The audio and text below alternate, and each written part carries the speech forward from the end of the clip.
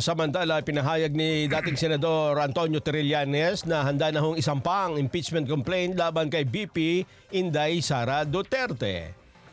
Nakikitaan niya ng lahat ang kawalang kakayahan ng Vice President na gampanan ng kanyang tungkulin. Nagbabala rin siya sa posibleng kahinatnan kung magiging presidente si Inday dahil sa kanyang mga naunang mga pahayag. Habang naharap si VP Sara sa mga legal cases, ang kanyang posisyon bilang Vice Presidente naman ay nalalagay din daw sa presidential line of succession. Kinwestiyon din niya ang mental stability ni VP Inday. Those are two different things. Pwede siyang kasuhan criminally. In fact, kinakasuhan na siya ngayon. Pero kahit na kasuhan ka ng criminal cases, still, Vice President ka pa rin. So anything that happens to the President, pwede ka pa rin maging Presidente. Kailangan matanggal ito sa pwesto. Kita niyo ba? Sabi ko, may topak eh.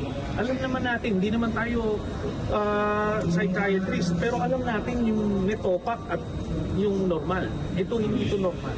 Bottom line, hindi na dapat makabalik sa pwesto itong mga Duterte kasi malaking perwisyo ang ginagawa nito sa bayan.